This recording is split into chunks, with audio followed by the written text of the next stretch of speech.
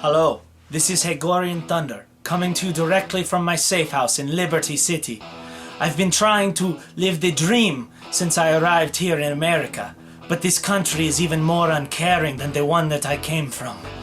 Well, I have my cousin and I have myself, so let's get to the clips.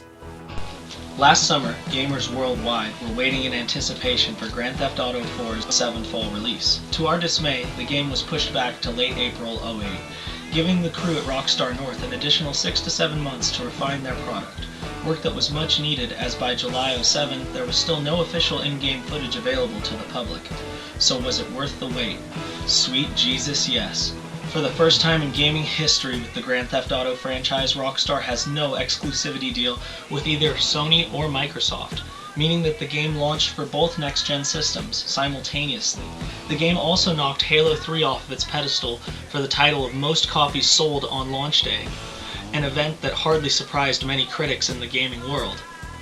I myself purchased the game at 10:04 in the AM on release day and was so excited to see it on the store shelves. It gave me almost the same feeling I had when I purchased Final Fantasy VII, knowing that no matter what I was buying, I was in for one hell of a game. Living the dream in America. We all want to do it, and Niko Bellic is no exception.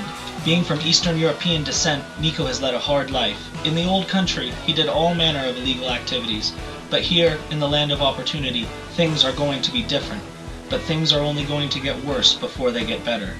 Fleeing from debts and trouble in the old country, Niko comes to America, following his cousin Roman's promises of success and stories of threesomes, only to find his cousin the owner of a low-key taxi company and living in a roach-infested apartment rather than the mansion that was described in the emails.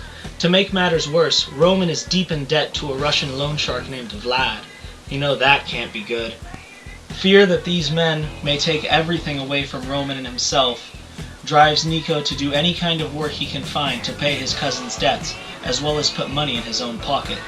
It's the basic Grand Theft Auto story with a desperation element. Desperate people do interesting as well as entertaining things. Rockstar Games knows this and has delivered with a gritty and realistic story that entertains as well as successfully making you feel like you know the characters. The gameplay in this installment of the series is fluid from the get-go. Boss Rutan, legendary master of the Greek martial art of pancration, was used to model Niko's hand-to-hand combat style, as well as 4 other stunt actors to perform all of Niko's actions and make them seem as real as possible. An innumerable amount of voice actors also lend their talent to the script.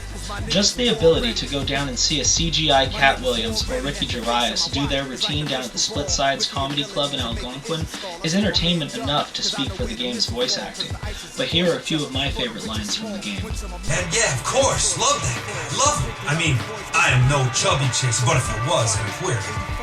In trouble, you know. Oh, let them know. Hey, Niko B. Come here, show me the love manhunt time. Alright. Whoa, what are we about here, you and me? I don't know. What are we about, boy? I'm an immigrant and a hired gun, and you're a steroid junkie, but we get along. Liberty City is also scattered far and wide with every variety of character, thug, and hussy one could imagine. The mission system and story should take the average player about 40 plus hours to complete.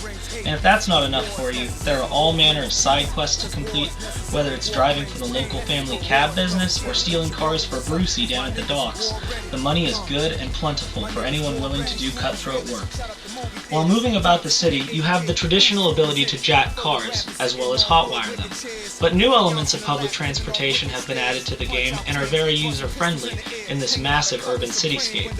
Examples are hailing a taxi cab for a long ride, and if you can get the hang of the routes, the train is the cheapest way to travel and goes to many of Liberty City's hotspots. However, if you are in need of a sightseeing tour, your trusty GPS system will be able to guide you to almost anything in the city, including moving targets, which can be useful on many missions.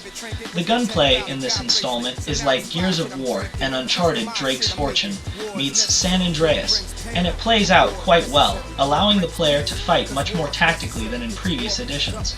The online element gives the game vast replayability, while allowing you and your online friends and the online community to engage in all the diverse aspects of the Grand Theft Auto universe. Whether you want to just have carjack-a-thon, compete for mafia work against your friends, my preferred game type, or just race headlong across the city, it's all there at the user's fingertips, ready to go at a moment's notice on the PlayStation Network.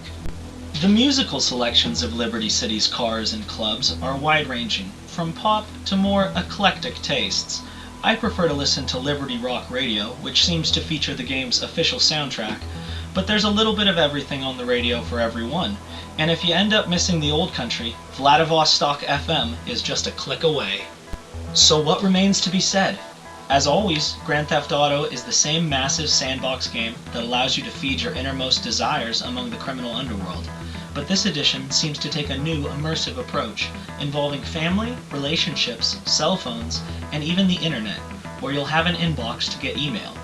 The game builds itself around realism, much like other modern games, in example The Sims, but in a way that we have yet to fully explore in action games.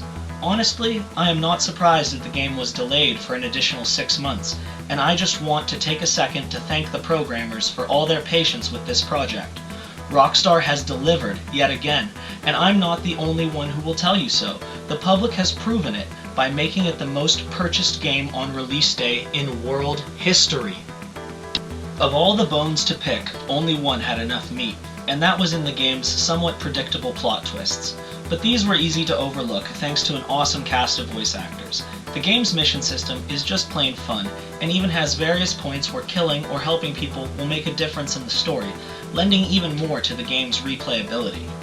This fall, the Xbox Live Network will receive episodic content. How permanently exclusive this content will be remains to be seen, and interviews with Rockstar have hinted that similar or completely different content may be available for PS3's network in the future.